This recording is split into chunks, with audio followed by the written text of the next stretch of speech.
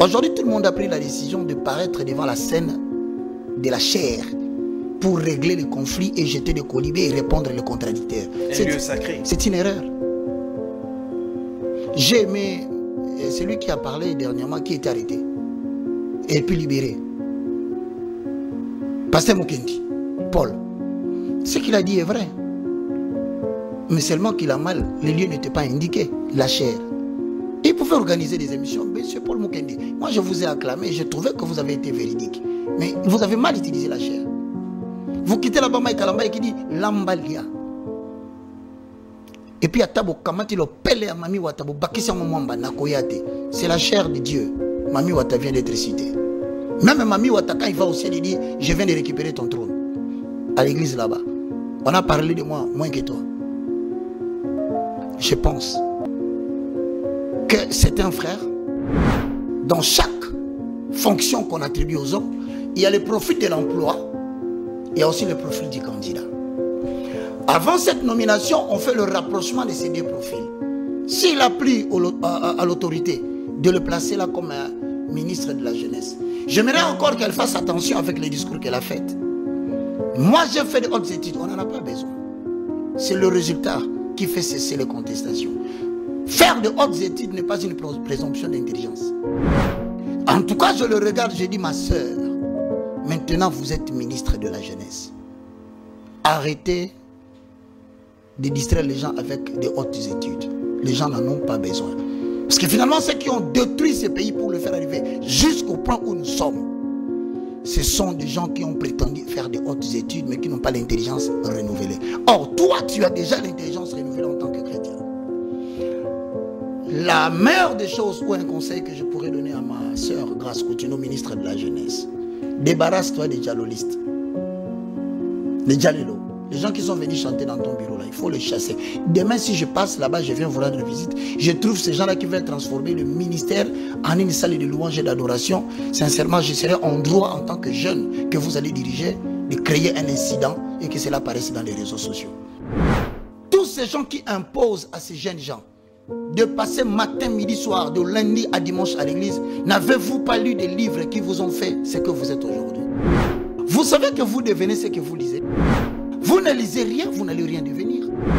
Comment vont-ils payer leur maison? Comment vont-ils prendre en charge leurs parents?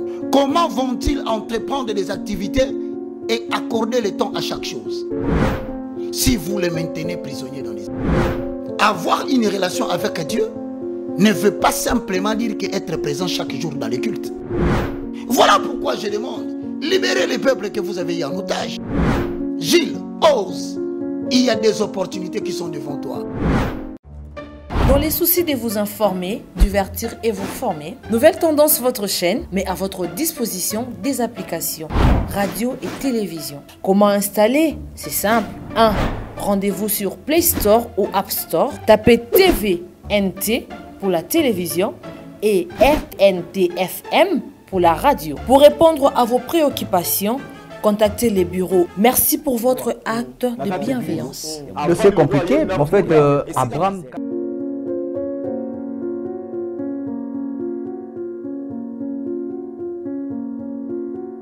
Chaque être humain est né avec une grandeur. Alors Dieu a placé dans l'homme une certaine capacité. Mais il faut tout simplement se découvrir et arriver à se regarder de l'intérieur. Et beaucoup de gens ignorent les capacités que Dieu les a dotées. Depuis un certain temps, mesdames et messieurs, nous sommes en train de parler sur cette question, sur ce thème de la grandeur. Vous qui nous prenez pour la toute première fois, sachez que vous avez fait le bon choix de nous suivre sur Congo Buzz Télévision et de parler sur ce sujet très important. Alors prenez place et arrangez-vous pour suivre les bonnes choses qui seront dites au cours de cette émission. Je reçois pour vous, que vous connaissez très bien depuis un certain temps, je vous avais promis que nous allons faire une série d'émissions, parler sur la grandeur. Lui, c'est l'évangéliste Roger Baka qui est avec nous ce soir, à qui je dis bonsoir et bienvenue, évangéliste Roger Baka. Bonsoir Gilles, merci beaucoup pour m'avoir donné encore l'opportunité de me retrouver sur cette chaîne Congo Buzz pour laquelle j'ai fait des salutations les plus chaleureuses à notre géniteur, le président de la CESAC, Je pense à mon frère Bossembe. Que Dieu te bénisse. Merci à toi, Jules. Citoyen du royaume de notre Père. Un homme avec l'avenir très éclairé, on n'a pas besoin de faire des prophéties pour lui, on sent qu'il vient. Alors, merci mesdames et messieurs, je suis encore là, moi, le plus petit de tous, le moindre, pour essayer de vous accompagner dans cette émission que nous avons décidé d'aborder. Nous sommes au 3e numéro, nous parlons de la grandeur. La grandeur, avons-nous dit, c'est une sémence que Dieu a placée dans chacun de nous, ce qui devient réellement une raison d'être, ayant pour but de vous amener à la croissance, de vous amener à l'élévation et à faire de vous la personne que Dieu voulait que vous puissiez être.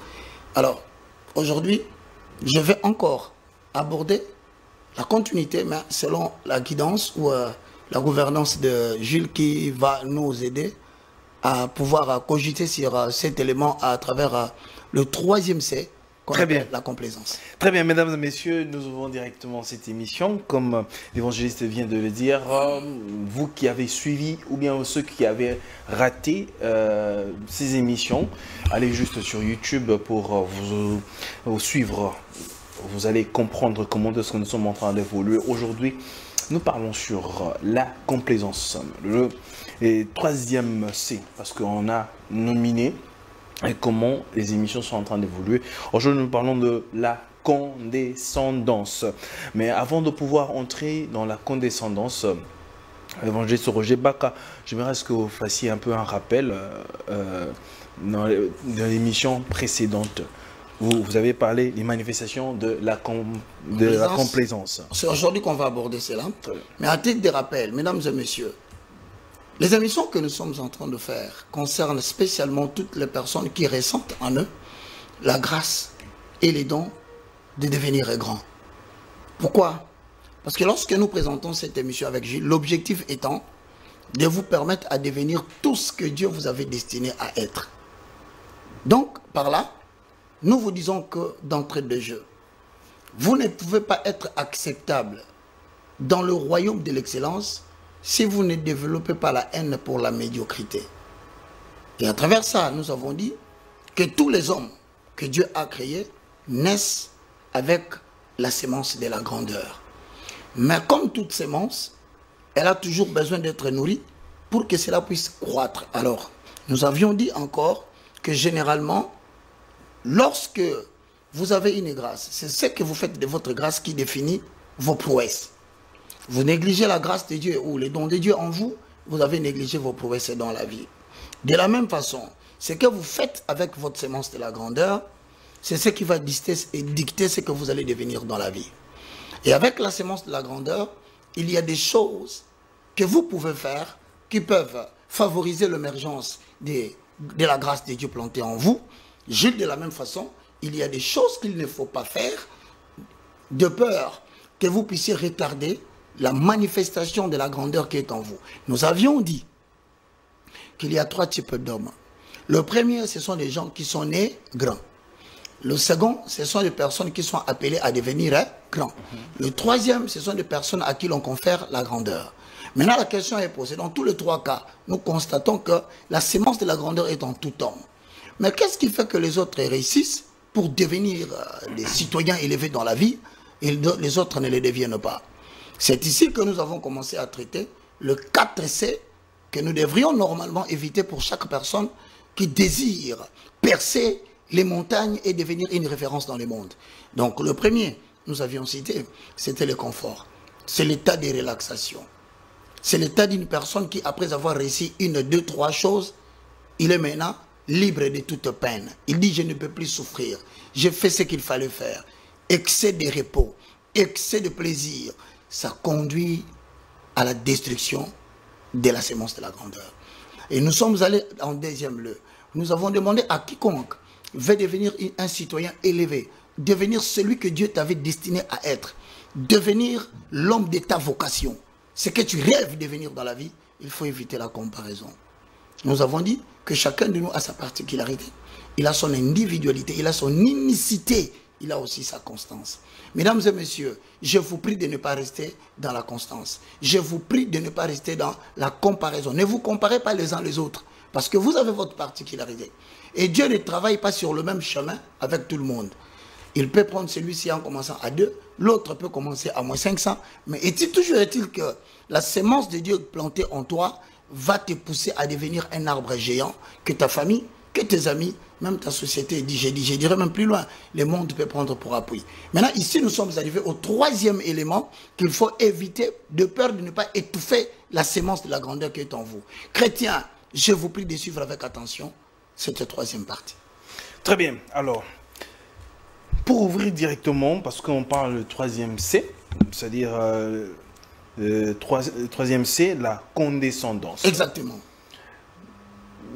Évangile Roger Baka, pour les personnes, par exemple, qui ne comprendront peut-être pas très bien la condescendance, j'aimerais d'abord que vous arriviez à définir la condescendance de manière simple et à un français facile. Bon, je voudrais bien commencer par la définition, mais je voudrais lire une référence biblique, parce que nous sommes dans un repère pour permettre à l'Église du Christ dans le monde. Je salue tous qui nous suivent de partout.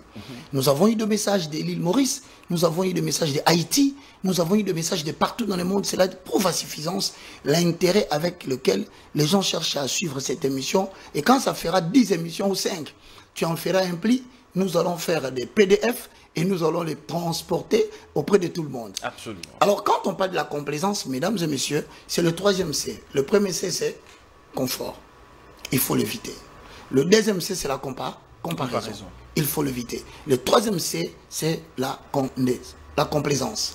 Maintenant, la complaisance, pour bien mieux le comprendre, Jules, nous allons lire, je pense que toi aussi tu as une Bible. La condescendance. La complaisance, c'est ça. Je viens, en fait, l'élément, c'est la complaisance. Ok. Voilà. La complaisance, comme le troisième C, est tirée du livre de Luc, au chapitre 16. Le verset 19 à 22. Lisons la parole de Dieu. Luc chapitre 16, le verset 19. Il y avait un homme riche qui était vêtu de pourpre et fin lin et qui chaque jour menait joyeuse et brillante vie. Un pauvre nommé Lazare était couché à la porte, couvert d'ulcères, et désirait de se rassasier de miettes qui tombaient de la table du riche. Et même le chien venait encore lécher ses ulcères. Le pauvre mourut et il fut porté par les anges dans le sein d'Abraham. Le riche mourut aussi et il fut enseveli. Mesdames et messieurs, c'est ici que vous allez devoir comprendre ce que nous entendons par complaisance. Alors, rien qu'en regardant la lecture, je vais solliciter ta compréhension. Vous allez comprendre que la première des choses, Lazare était conscient de son état de pauvreté. Est-ce que la Bible le dit? Lazare connaissait son état de pauvreté. Encore une fois, vous allez découvrir à travers cette référence que bien que Lazare connaissait son état de pauvreté, Lazare ne faisait rien pour sortir de cet état de pauvreté. À partir de cela, vous comprenez que il y a des gens qui connaissent leurs vrais problèmes qui les bloquent dans la société, mais qui ne font rien pour changer la donne de cette situation. Donc Lazare était dans une pauvreté profonde, il le savait. Et il faut dire qu'il le savait. Mais il se plaisait de rester dans cet état. Et la Bible dit, he desired. Let me read it in English. Okay. There was a certain rich man, which was clothed in purple and fine linen, and fared sumptuously every day. And there was a certain beggar named Lazarus, which was laid at his gate, full of sores, and desiring to be fed with the crumbs which fell from the rich man's table. There is the verb to desire. Excusez-nous pour ceux qui n'ont pas compris l'anglais. Vous allez remarquer que connaître son problème est une chose. Être conscient de la chose. Connaître ton problème, c'est une chose. Mais commencer à faire des choses pour sortir de ces problèmes en est une autre. Donc la complaisance est définie comme tout état d'une personne qui connaît sa souffrance, sa pauvreté, sa misère, sa condition difficile. But yet, il ne fait rien pour changer cette situation. Il ne fournit aucun effort. Ça s'appelle la complaisance. La définition que tu cherches. Donc, nous avons un complaisant qui s'appelle Lazare. Il était pauvre, mon frère. Laisse-moi te dire, il y a des gens aujourd'hui en République démocratique du Congo qui n'ont pas un bon salaire, primo, qui n'aiment pas le travail qu'ils font, les conditions dans lesquelles ils se rendent dans ce travail, qui se plaignent tous les jours, mais qui ne font rien pour changer cette situation. On les appelle des complaisants. Donc, ils attendent peut-être quelque chose apparaisse comme la manne. Ce sont des rêveurs. Ils rêvent le bonheur. Or, le bonheur n'est pas au rendez-vous seulement du rêve. Le bonheur est aussi au rendez-vous de plans élaborés pour changer la situation de la donne. Pour changer la situation de la donne, il faut avoir des plans. Il faut avoir le plan. Et commencer à les exécuter. Cela ne dépend même pas du pays, de la situation économique du pays. Il y a des gens qui se lamentent matin, midi, soir, qui n'aiment pas les salaires qu'ils obtiennent dans leur chaîne de télévision. Même les traitements qu'il a, ils n'aiment pas. But yet. Il reste là. Voyez-vous, la Bible dit il desired. Il avait le désir. Quelqu'un qui a le désir de demeurer dans la pauvreté, cela démontre à suffisance qu'il devient inaccessible à tout conseil. Vous pouvez lui divulguer toutes sortes de conseils. Il desired. Lui, il désire être dans cette situation-là. Il n'est pas encore fatigué de cette situation. Il ne déteste pas la situation. Mais vous le voyez se plaindre à tout moment. Il y a des femmes, il y a des hommes qu'il faut totalement éviter de recevoir dans votre maison. Ce matin, midi soir, qui vient accuser sa femme. Elle est impolie, mal éduquée, arrogante. Mais monsieur, nous en avons assez d'écouter tes plaintes. Qu'est-ce que tu as fait pour sortir de cette situation? Voilà pourquoi, dès le départ, mesdames et messieurs, vous allez remarquer que la Bible dit Lazare désirait manger le miette de pain qui tombait sous la table et même le chien du riche venait lécher ses ulcères. Mais mon frère, manquer une maison où dormir, manquer de moyens pour payer le loyer, manquer de moyens pour mettre vos enfants dans des conditions de bonnes études, doit revenir à vous poser la question si vous devez continuer à faire le travail que vous faites. Ou faut-il que vous puissiez vous remettre en cause pour que vous établissiez un plan vous permettant une année, 2 mois, 3 mois, vous y allez crescendo jusqu'à ce que vous puissiez sortir de cette situation. Mais rassure-toi qu'il y a des gens qui connaissent leurs problèmes pendant que je parle. Il ne fait que se plaindre, mais posez-lui la question. Qu'as-tu fait pour changer cette situation? Zéro. Voilà pourquoi, mesdames et messieurs, non seulement la complaisance est un ennemi de la grandeur, mais aujourd'hui j'ai la force de vous confirmer que la complaisance is the killer of ascendance stopper. Donc, si vous continuez à vous plaindre pour la même chose et vous ne faites rien pour changer la chose, vous êtes dans la complaisance. Et la complaisance, c'est le tueur de la grandeur. Il est même le stoppeur de l'ascendance. Vous aurez en politique des gens qui se plaignent, mais qui ne font rien. Vous aurez un peuple qui est devenu licencié en plainte, mais qui ne veut rien faire pour changer la situation. Vous aurez des politiciens opposants qui vont se mettre matin, midi, soir à déclarer leur sainteté en tant qu'opposants, mais là, ils diabolisent le pouvoir. Mais posez-leur la question, en tant qu'opposant, vous avez proposé de faire quoi? Voici des choses qu'il faut éviter dans ta vie. Moi, je continue à confirmer ceci. À tous ceux qui nous suivent, je vous conseille, si vous avez suivi cette émission, faites attention là où cet enseignement vous retrouve. Alors, ou bien vous l'aimez, votre vie telle qu'elle est, ou vous ne l'aimez pas, et vous devez faire un effort pour le changer. Un homme intelligent a dit ceci. Si vous n'appréciez pas ce que vous êtes en train de vivre aujourd'hui, alors faites un effort pour le changer. Mais si vous ne voulez rien faire pour le changer, s'il vous plaît, ne vous plaignez plus. Voilà pourquoi, maintenant, je vais te demander si tu vas le permettre. À moins qu'il y ait une autre question pour que j'entre maintenant. Comment la complaisance se manifeste dans la vie des gens?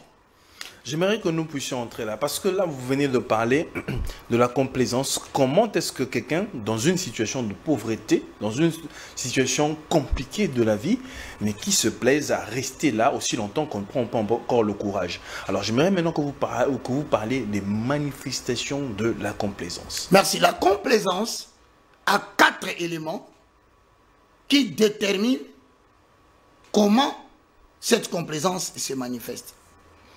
Rentrons dans l'histoire de notre frère Lazare dans Luc chapitre 16. Vous remarquez que la complaisance, premièrement, vous pousse à mal utiliser les potentialités ou les possibilités latentes en vous. Je reprends. La complaisance vous conduit à mal utiliser les possibilités qui sont en fait latentes en vous. Donc, tout en étant sur Congo Buzz, il y a beaucoup de possibilités. Mais vous allez seulement mal l'utiliser. Voilà, je vais expliquer. Je ne sais pas en lisant cette lecture combien ont compris que Lazare était un homme intelligent. Dans cette lecture, je ne sais pas si vous avez compris. En quoi se caractérise l'intelligence de Lazare?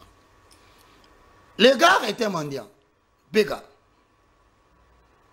Mais dans la mendicité du foufou, de pain, notre ami Lazare a posé un acte qui démontre qu'il était intelligent, mais seulement il a mal utilisé son intelligence par un simple fait, Jules.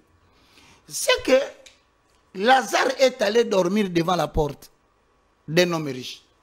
Avant de venir, Lazare a remarqué les habits de cet homme. Pourpre, fin lin. Généralement, ça, ce sont les habits du roi. Donc, il avait l'intelligence de comprendre où se trouve la solution à son problème de foufou, à son problème de manger. Pire, notre ami Lazare s'est mis devant la porte. Vous savez, il y a une vérité que je vais partager avec toi. Il y a certaines personnes qui ont de l'intelligence. Mais à cause de la complaisance, ils sont devenus des travailleurs là où ils devaient être des collaborateurs du patron. C'est un exemple, hein, que cela ne te choque pas. Je connais beaucoup de gens.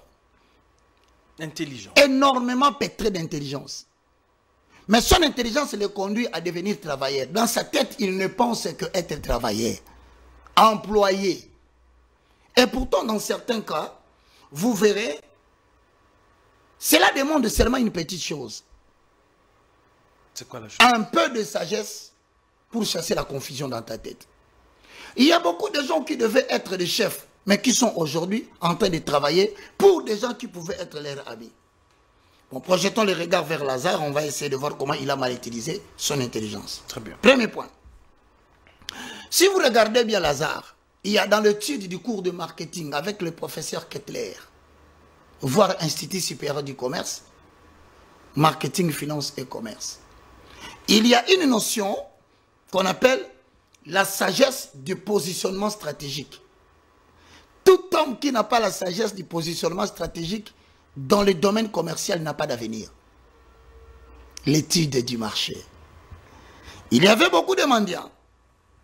Vous verrez que avoir l'intelligence du positionnement stratégique, c'est l'élément clé et c'est l'attitude la plus importante pour réussir dans le monde du commerce.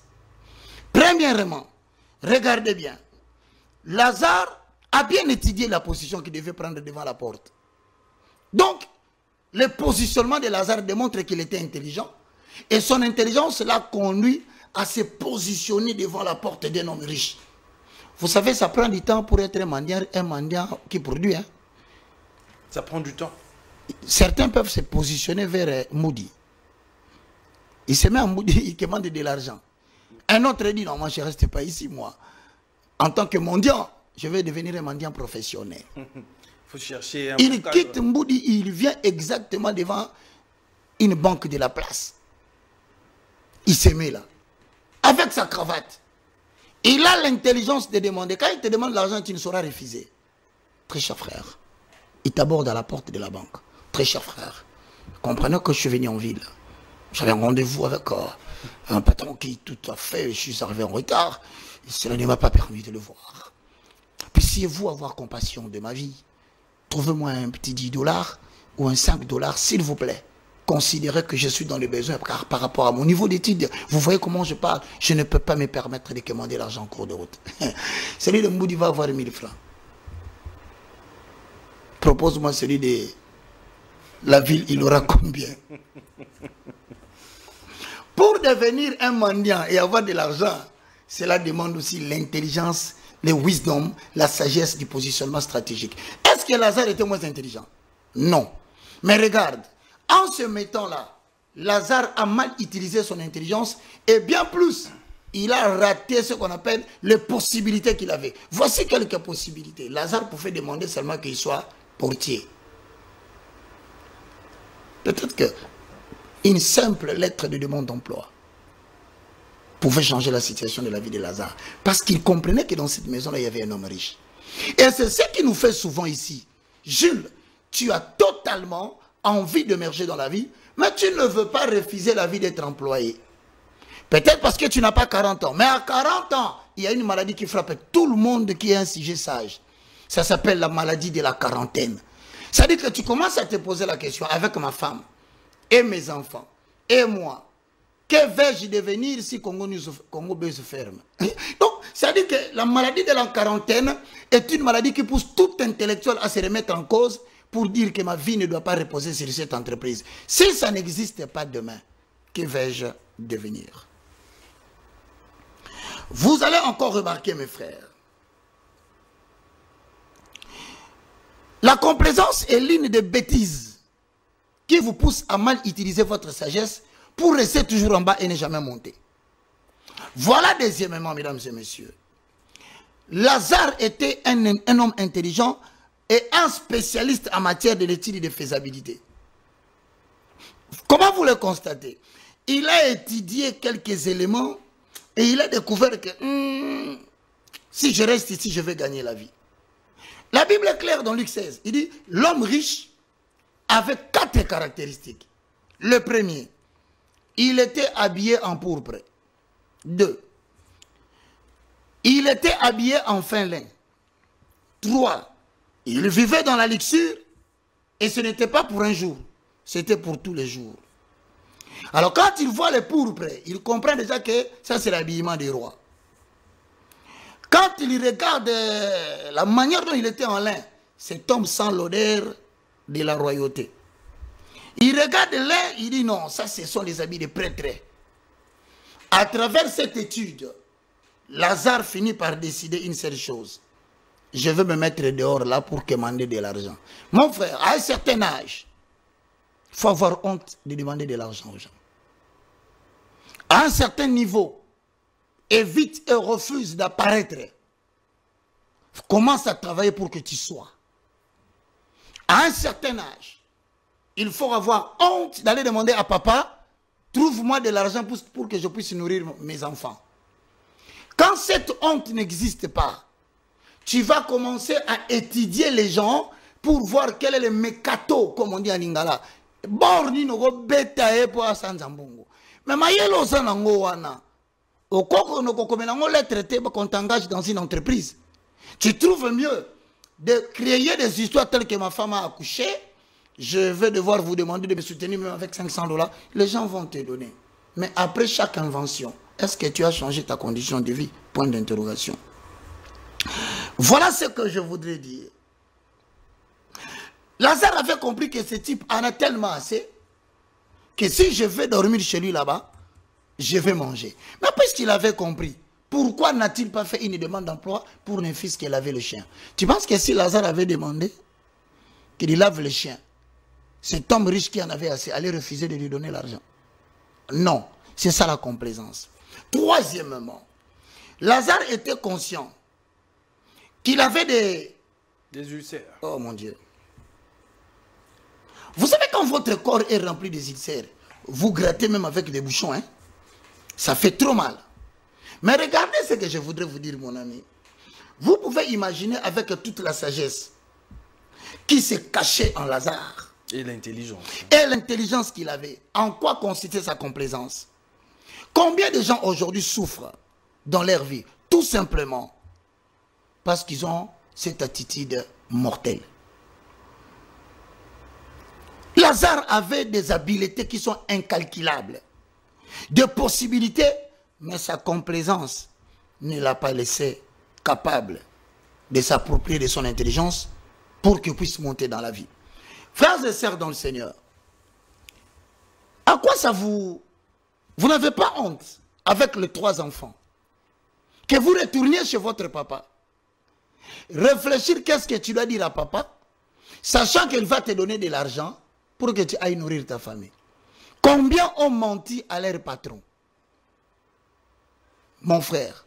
Et tu sais même que quand tu t'habilles en veste, avec une belle cravate, assortie d'un gilet, tu peux passer voir ton ami dans son bureau, mais tout ce que tu veux faire, c'est de bouffer l'argent qu'il va te donner, mais de refuser de travailler avec lui pour que vous puissiez produire de l'argent. C'est ça la complaisance. Et ce n'est pas fini. Ce qui est même dangereux. La complaisance va annihiler votre capacité d'identifier les opportunités qui sont à côté de vous. Moi, je connais des gens, ils sont frères du Premier ministre, de la Première ministre, ils sont frères d'un député, ils sont frères d'un sénateur, ils sont frères d'un entrepreneur. Mais tout ce qu'il veut, lui, il veut qu'il fasse avec son grand frère qui a des fonctions, ce qu'on appelle l'amitié de la bêtise. Lui, tout ce qu'il veut, c'est de chercher des filles pour son grand frère. C'est de chercher des copines pour qu'on lui glisse un petit $100. Au lieu de se positionner. Au lieu de demander à son frère de lui donner du travail. Un travail qui le permettra de pouvoir utiliser et identifier les opportunités qui sont à côté de lui. L'homme riche, je le répète, vous le constatez bien, qu'il laissait le miette de pain tomber de la table. Mais c'est-à-dire que c'est un homme qui aimait beaucoup les bénévolats. Rien qu'avec son comportement. Vous comprenez que mon grand frère aime partager. Mais qu'est-ce que tu gagnes parce que tu as appris que ton grand frère aime bien partager? Qu'est-ce que tu es venu le proposer? Tout ce que tu sais, c'est de venir à la maison. Et même quand la belle-sœur te voit, il sait que tu es venu demander l'argent à ton grand frère. Comment veux-tu avoir du succès? Comment veux-tu changer ta situation? Jules, si tu ne peux que continuer à mal utiliser et à commettre des erreurs, d'identifier des opportunités. Il y a quelqu'un qui s'appelle bien Gilles, selon le nom de papa, il est quelque part. Mais est-ce que c'est bien de l'appeler chaque semaine? Allô, oncle, moi je suis l'enfant de ton frère. Mais c'est bien facile de bouffer l'argent de quelqu'un. Mais je pense que la chose la plus importante, c'est de chercher à identifier quelles sont les opportunités qu'il y a à côté de toi. Et en profiter. Et surtout en profiter. Lazare avait vraiment l'opportunité de devenir riche, mais je pense qu'il a raté. Et c'est le cas de plusieurs chrétiens. Ensuite, je vais citer un autre élément. Lazare pouvait rédiger une lettre de demande d'emploi pour commencer à balayer cette parcelle. Parce qu'il y avait de miettes de pain qui tombaient. Je pose encore une question à travers la complaisance. Mesdames et messieurs, si vous nous suivez, il pouvait demander à l'homme riche, en écrivant une lettre, si les études de Lazare posaient problème, cet homme qui aimait le bénévolat pouvait financer les études de Lazare. Mais Lazare a aimé bouffer les miettes de pain qui tombaient en bas. Il pouvait demander de prendre soin et de laver seulement les chiens. Cet homme, il pouvait lui donner de l'argent et lui accorder un grand travail. Il pouvait même demander une seule chose à l'homme riche. Permettez-moi, Avec ma maladie, comme vous m'avez déjà accepté de manger le miette de pain qui tombe en dessous de la table, je voudrais tout simplement vous demander, faites en sorte que je prenne des traitements, que j'aille des soins, que je sois guéri, afin qu'à mon tour, je puisse travailler pour vous comme domestique. Lazare est allé au ciel en perdant la vie sur la terre. Mesdames et messieurs, n'emboîtez pas cette maladie de Lazare, ça s'appelle le syndrome de Lazare. Et il y a beaucoup de jeunes gens qui en souffrent aujourd'hui. Moi, j'ai travaillé chez le révérend Sonika Futarakoman pour ne parler que de ça. J'interprétais le film, mais je n'étais pas très content du salaire que je recevais. Je suis allé demander au pasteur, est-ce que pasteur, si j'ai la possibilité d'interpréter 3 jours ici, 3 jours dans une autre chaîne pour essayer de maximiser les recettes, au lieu de vous demander de trop me payer, parce que vous m'avez offert déjà l'opportunité d'être interprète dans votre chaîne. Gratuitement, vous m'avez donné l'espace. Le général Sonika Futarakoman, que je cite toujours, m'a répondu, il dit, il n'y a pas de problème, tu peux faire toi, je suis censé que tu respectes tes heures et tes jours. C'est alors que je suis allé par l'opportunité de Georges Impoté, Personnam, l'ancien directeur marketing et commercial, en même temps directeur de production de radio-télévision du groupe L'Avenir, qui m'a reçu, RTGA.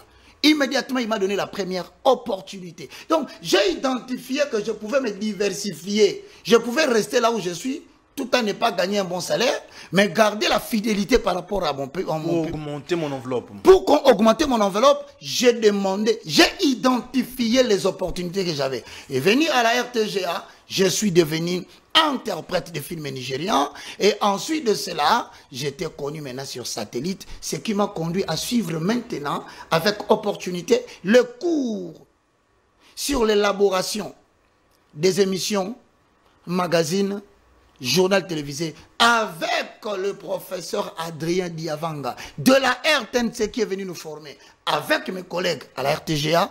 Et après cela, j'ai compris qu'avec mon intelligence, je pouvais réclamer autre chose. J'étais candidat à la sous-production, les directeurs de sous-production. Nous avons suivi le cours. L'opportunité m'a ouvert la tête. Je suis devenu sous-directeur de production, télévision et satellite des radios télévision du groupe L'Avenir. Tu vois, Jules, il faut oser.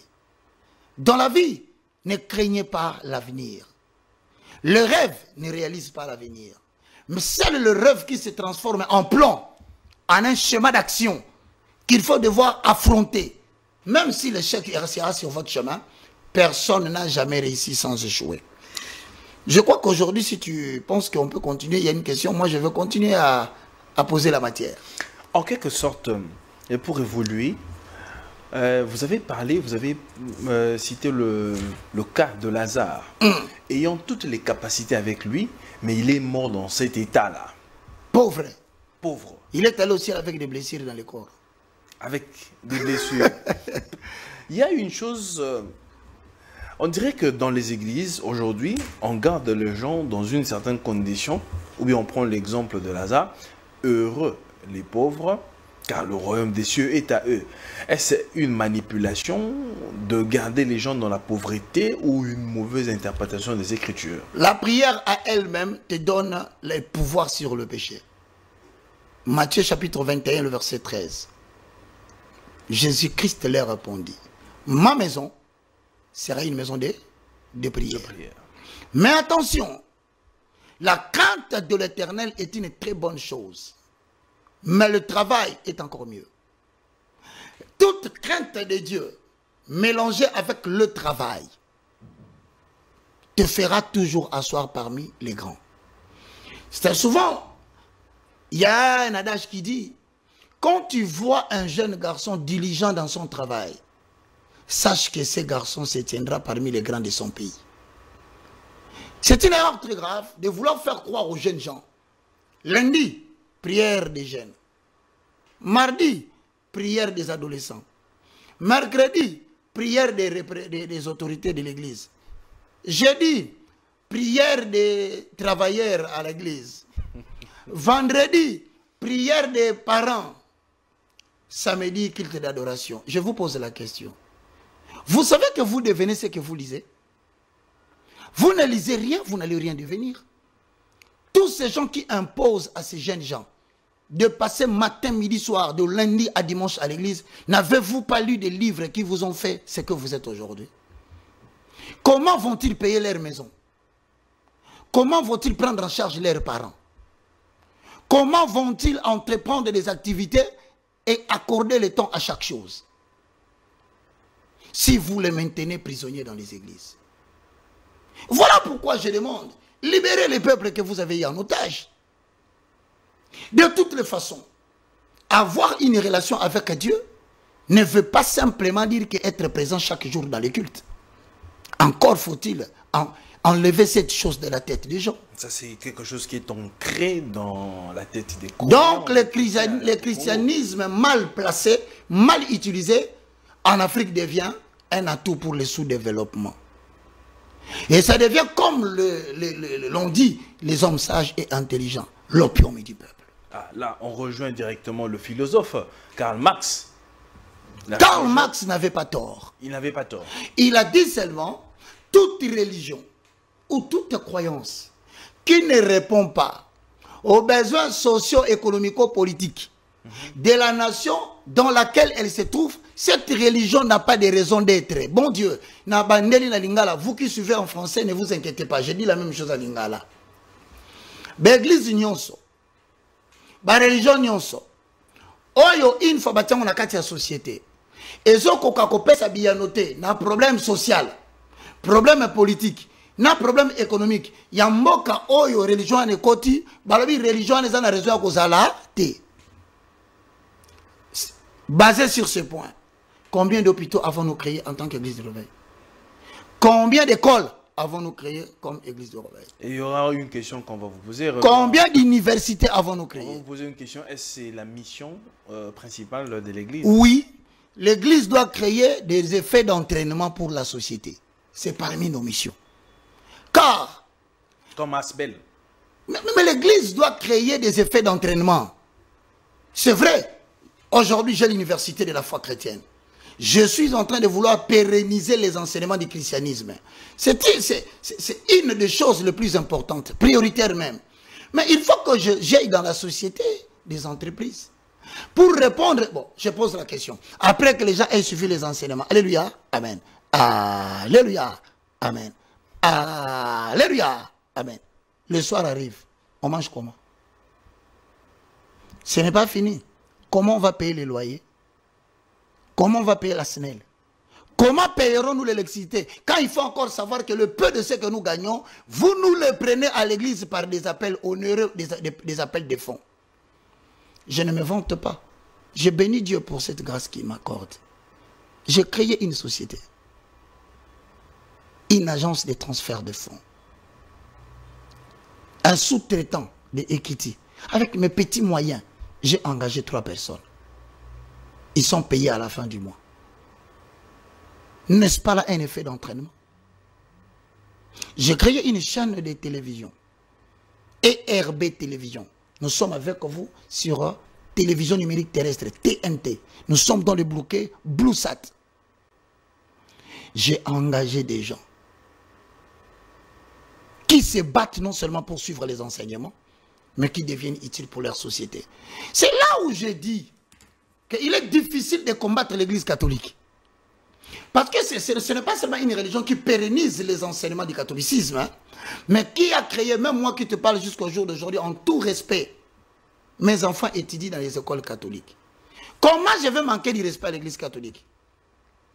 Donc, revenant sur notre manière, vous allez remarquer la complaisance est un destructeur potentiel de votre destin.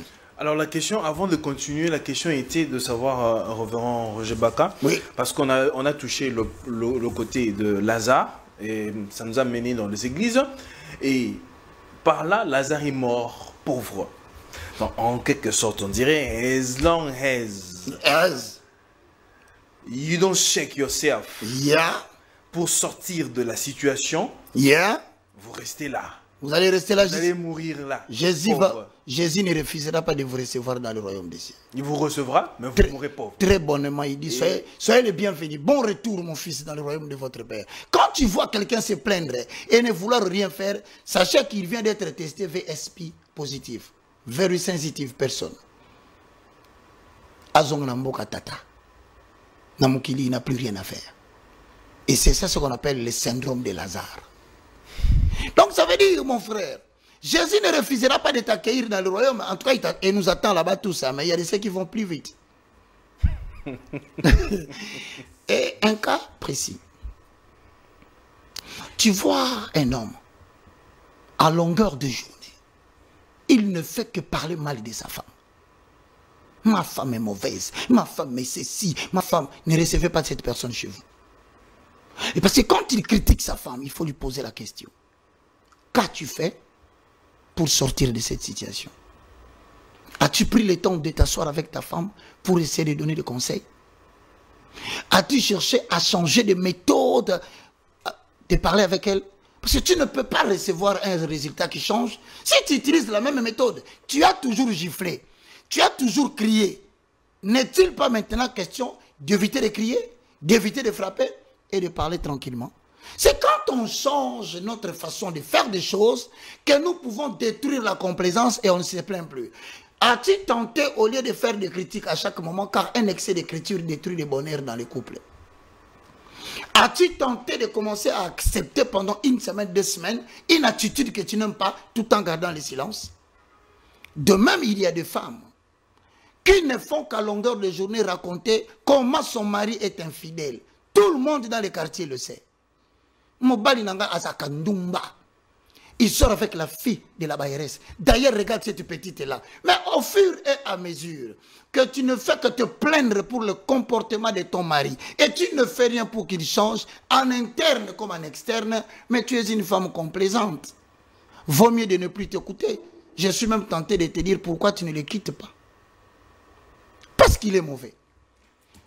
Donc ici, tu viens de comprendre que si tu ne veux pas changer les choses, alors arrête de te plaindre. Et c'est ça la République démocratique du Congo. Le peuple est tombé dans une complaisance où les gens refusent de s'impliquer dans les champs d'action. Les gens préfèrent passer midi, matin, soir à chanter. Les gens préfèrent passer matin, midi, soir à prier dans les églises. Et encore faut-il savoir s'il prie bien.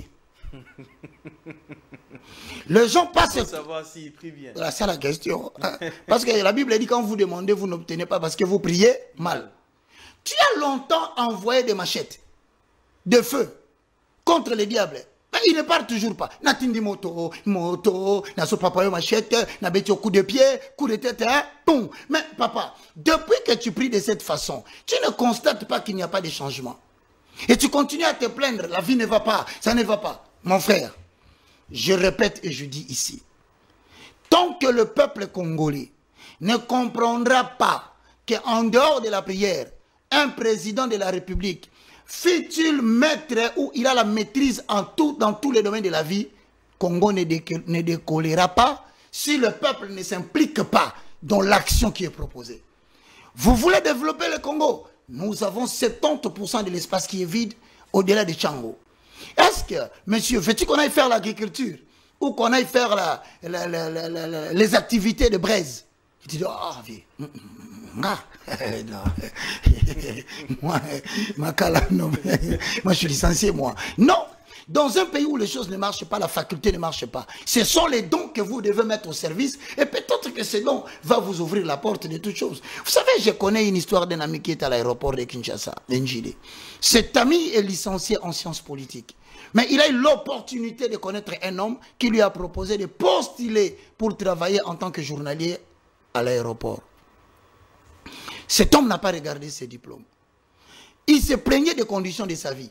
Il a saisi l'opportunité. Vous n'aurez pas toujours des opportunités qui répondent directement aux potentielles facultés que vous avez. Oubliez cette histoire dans votre tête. Il faut savoir découper la vie en morceaux. Donc les Congolais disent, ah, yo sala boye, comment tu te retrouves dans ça? C'est pour dire que la vie ne commence pas comme tu la veux. La vie commence comme Dieu la veut. Dites ça à tout le monde.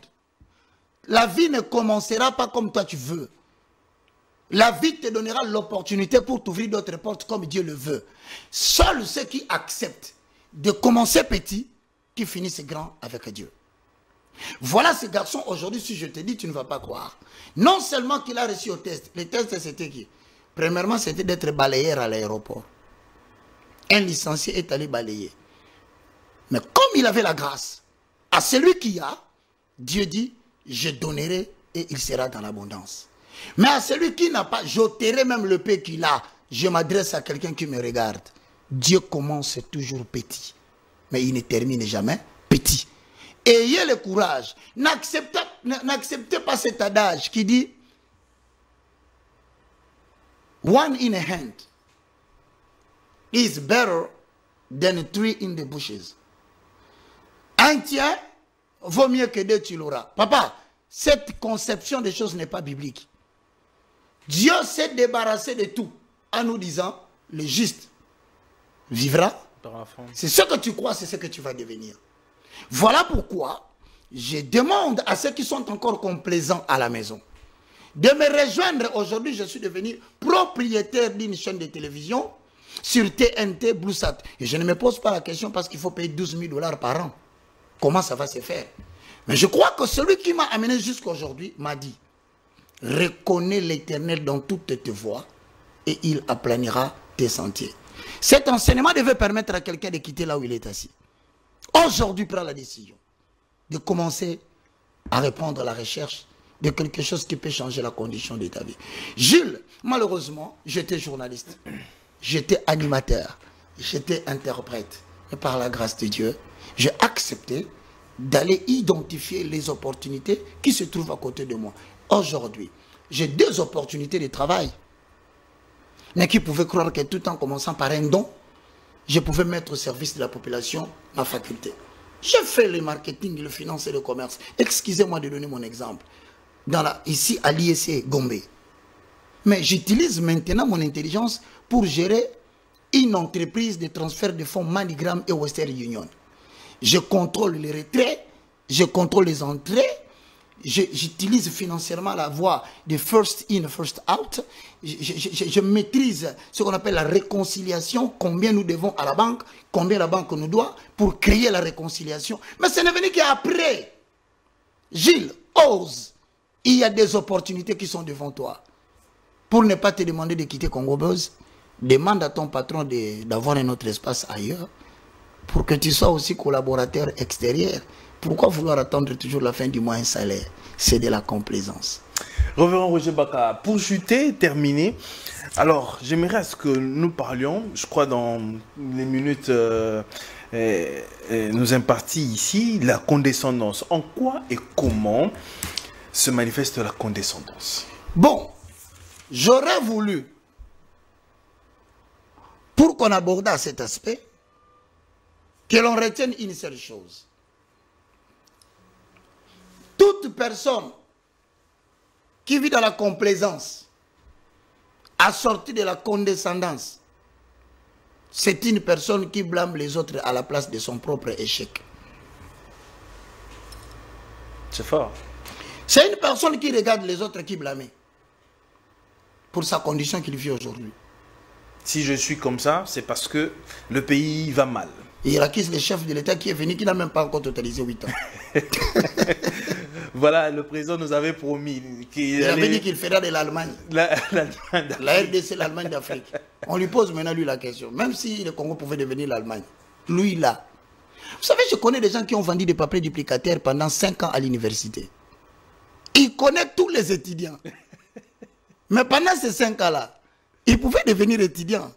Il vend le papier, il serait licencié. Allez aux universités, à l'IEC, allez à l'IBTP, à l'ISTA, à l'INEKIN. Il y a des gens que nous avons connus pendant 8 ans. Il était là, lui, il était là.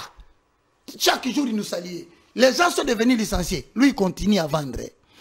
C'est-à-dire qu'à un moment donné, c'est comme une malédiction qui a bloqué quelqu'un. Les gens sont en train de partir, de revenir. Toi, tout ce que tu sais faire, c'est de trouver les personnes que tu dois blâmer pour ta condition. C'est malheureux, frère, tu ne peux pas continuer comme ça. Donc si on ne vous a pas mis dans des bonnes écoles, c'est parce que mon papa, c'est parce que papa a fait que je n'étudie pas beaucoup. La sémence de la grandeur plantée en toi n'a pas besoin de tes études. Les études, c'est le monde qui te donne. La grandeur, c'est Dieu qui les place. Arrête d'être dans le quatrième élément. La complaisance. Complexe. Le complexe. La condescendance, je l'ai placé dans la complaisance. Mais le quatrième élément, dès que tu es complexé des titres académiques, ta vie devient complexe. Et c'est aussi un frein, un blocage. Papa. D'arriver au sommet, à la grandeur. Attends, il ne faut pas s'amuser. Hein? Tu deviens ce que tu es. Si tu trouves que tu as le complexe de langage et que tu ne peux pas être chef parce que tu ne sais pas bien t'exprimer en français, les Balouba disent Falancé qui falangato. Ceux qui sont allés faire le diamant à Mbujimaï, à Kananga, à Mweka, à Ndemba, sont revenus vendre les diamants de plusieurs carats ici et sont devenus des patrons des licenciés en sciences politico-économiques. Dès que tu vis dans les complexes d'infériorité, de supériorité, en termes de tout, même les titres académiques, ta vie va devenir complexée. Et tu deviendras une personne qui n'a que pour condition. Tes regards sont toujours là en train de regarder qui tu vas blâmer. Tu as assez longtemps blâmé ton père. C'est fini. Il était occultiste. Il est mort. Tu as blâmé ta maman. Elle ne restait pas à la maison. Semble-t-il, maman était désordonnée. Mais maintenant que tu es seul, tu commences à blâmer le chef de l'État. Il n'a pas totalisé 8 ans. Et tu dis, toi qui as 54 ans, 55 ans, nous, on est devenu ce qu'on est devenu à cause de la politique. Mon cher frère, quitte le lieu où tu te trouves. Que cet enseignement te fasse changer de position. Que cela te remette en cause. Et si tu as besoin que nous puissions entamer avec toi la procédure du départ, je vais donner mon numéro de téléphone. Peut-être que cela pourra vous aider. Très bien. Alors, évangéliste Roger Baka, nous avons carrément fini notre émission, mais j'aimerais à ce que vous puissiez un peu réagir, parce qu'il y a l'opinion, les gens s'insurgent un peu et parlent. On dirait qu'au Congo, quand quelqu'un a une certaine position, quand il y a quelque chose, on recuse même sa nationalité. Bon, il y a certaines personnes qui parlent de l'archibishop Coutinho Fernando, qu'il n'était pas congolais. Est-ce vrai? Bon, je pourrais te confirmer une chose. Moi, le révérend Coutinho Fernando, c'est comme un père. C'est l'ami intime de mon père. Okay. L'honorable Ntumba Toro. Maman Emi Coutinho m'a vu grandir. Ne vous y trompez pas. Je ne l'ai pas connue à la télévision. C'est une maman qui venait à la maison. Parce que maman, pour ne que la citer ici, et ça va étonner plusieurs, le bishop Bintuka Moigna, deuxième personnalité, je pense, ou troisième ou quatrième avec les mamans Paikili Kompaï, avec maman Emi Coutinho, ce sont des mamans qui ont bougé le ministère de la femme en République démocratique du Congo. Ce sont mes mamans. Je crains l'allure que nous commençons à prendre dans ces pays. Excuse-moi, je crains. Il semble que Ouattara n'est pas ivoirien. Et dans cette sommation de choses, il semble que Laurent Gbagbo, on doute aussi de sa nationalité. Ça m'étonne. Au lieu de s'arrêter là, ils sont allés plus loin, ces gens. Ils disent qu'il semblerait que Martin Fayulu est sénégalais. Je commence à avoir peur. Certains sont allés plus loin pour dire que le papa de Joseph Kasavubu est chinois. Ne ris pas, mon frère, c'est quand même sérieux. Bon, pour Neymar, il semblerait que le président Mobutu est centrafricain. Quelqu'un m'a fait rire. Roger Baka était malgache. Donc moi, je suis de Madagascar. Frère, arrêtons ces jeux-là. Non, on accuse aussi sur... ce sont de fausses accusations. Non, vrai ou faux, je crois que la nationalité d'une personne n'influence pas dans le processus des actions que nous devons poser pour développer un pays. Nicolas Sarkozy est hongrois. Donc, en réalité... Faux débat. Donc, ça, oui, faux débat. Oui. Mais en réalité, Coutinho n'est vraiment pas congolais. Je pense que quelqu'un m'aurait dit qu'il aurait des racines de l'Angola. Parce que moi, je n'aime pas tourner autour du pot. Et que le nom n'était pas Coutinho, que le nom était Coutinho. Mais cela ne me permet pas d'affirmer une telle chose. Parce que je n'en ai pas de preuves. Ce que je dis, c'est ce que les gens racontent. Donc, ce débat de vouloir discuter sur les nationalités des gens, je crains. Parce qu'à l'heure de la mondialisation, permettez-moi, à l'heure de la transnationalisation, à l'heure de l'internationalisation, le monde devient un village planétaire. Rentrer dans des débats de nationalité, mais va simplement nous retourner en arrière. Pourquoi? Parce qu'en cette période où la modernité est en train de battre son comble, les nations les plus intelligentes créent des ponts. Mais des nations bourriques Créent des barrières. Merci. Alors, j'aimerais que vous réagissiez aussi sur la nomination de sa fille, grâce à Amy Coutinho, et d'une vidéo qui est en train de circuler sur la toile. On est en train de chanter dans son cabinet, dans son bureau, là. On est en train de faire le Djalelo. Quelle est votre réaction? Est-elle vraiment à la hauteur de ce ministère? Saura-t-elle vraiment ce ministère donner personnellement, des résultats? Personnellement, je sais, lorsque j'étudiais à l'université de Kinshasa, et cela a complété une thèse, comme a dit en 6e année, lors d'une dissertation, que le succès scolaire ne reflète pas toujours la réalité de la vie pratique. Tu peux être premier de la classe, de la première primaire, jusqu'à ce que tu sois licencié avec de hautes études. Cela ne te qualifie pas à être un bon gestionnaire de la nation. Donc, comme pour dire, les capacités d'être un bon manager, de bien diriger une nation, de bien gérer une entité, ne dépendent pas du quotient intellectuel qu'on ne vous trompe pas. Ça dépend du quotient émotionnel. Bref, cela est lié au trait de caractère. Partout dans le monde, tu as déjà entendu un licencié chinois?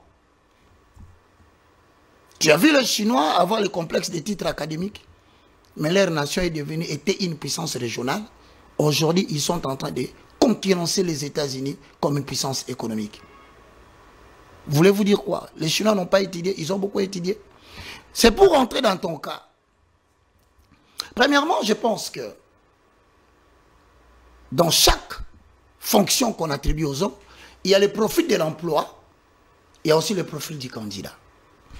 Avant cette nomination, on fait le rapprochement de ces deux profils.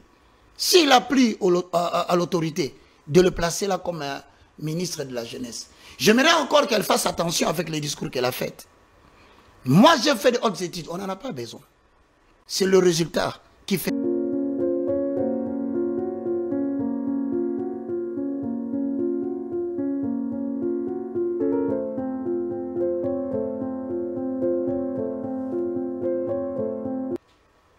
de distraire les gens avec des hautes études. Les gens n'en ont pas besoin. Parce que finalement, ceux qui ont détruit ce pays pour le faire arriver jusqu'au point où nous sommes, ce sont des gens qui ont prétendu faire des hautes études, mais qui n'ont pas l'intelligence renouvelée. Or, toi, tu as déjà l'intelligence renouvelée en tant que chrétien. La meilleure des choses, ou un conseil que je pourrais donner à ma sœur, Grace Coutinho, ministre de la Jeunesse, débarrasse-toi des dialolistes. Les dialolos. Les gens qui sont venus chanter dans ton bureau là, il faut les chasser. Demain, si je passe là-bas, je viens vous rendre visite. Je trouve ces gens-là qui veulent transformer le ministère en une salle de louange et d'adoration. Sincèrement, je serai en droit en tant que jeune que vous allez diriger de créer un incident et que cela apparaisse dans les réseaux sociaux. Merci beaucoup, évangéliste Roger Baka. Mais un homme de Dieu a scandalisé toute une génération. Nous avons fini, pardon, Christian. Le pasteur Mike Kalambaï, qui dans une sortie dit Lambalia. Est-ce que cela relève de faculté d'un pasteur de Dieu et derrière la chair? Non, je pense que lorsque tu lis, hein, c'est lui qui aspire aux fonctions d'évêque. Les gens ne comprennent pas ce qu'est un évêque. Beaucoup de gens, c'est comme un épiscopo. C'est justement un surveillant. Une personne à qui l'on a confié la charge de surveiller les autres. Mais il devient en même temps un ancien. Et parmi les attributions, le caractère qu'on demande à un ancien, c'est d'être modéré dans le langage. Aujourd'hui, tout le monde a pris la décision de paraître devant la scène de la chair pour régler les conflits et jeter des colibés et répondre les contradicteurs. Un lieu sacré. C'est une erreur. J'ai aimé celui qui a parlé dernièrement, qui était arrêté et puis libéré. Pasteur Mukendi, Paul. Ce qu'il a dit est vrai. Mais seulement qu'il a mal, les lieux n'étaient pas indiqués, la chair. Il pouvait organiser des émissions. Monsieur Paul Mukendi, moi je vous ai acclamé, je trouvais que vous avez été véridique. Mais vous avez mal utilisé la chair. Vous quittez là-bas Mike Kalamba qui dit Lambalia. Et puis à Tabo Kamati le pele à Mami Watabo Bakissi Mwamba Nakoyate. C'est la chair de Dieu. Mami Wata vient d'être citée. Même Mami Wata, quand il va au ciel, il dit je viens de récupérer ton trône. À l'église là-bas. On a parlé de moi moins que toi. Je pense que c'est un frère. Il doit tout simplement faire un effort de se ressaisir parce que il est en train de s'enfoncer. Il est en train de s'enfoncer. Merci beaucoup, évangéliste Roger Baka, de répondre à notre invitation. Je sais que nous allons continuer par la grâce de Dieu. Peut-être le temps de vous ressourcer un peu. Oui. Et nous reviendrons. Avec le complexe. Avec le complexe. Merci beaucoup, mesdames et messieurs. C'est ici que nous mettons terme à cette émission. On se retrouve très prochainement avec le même plaisir. Que la paix soit avec vous et que Dieu bénisse les RDC. Au revoir.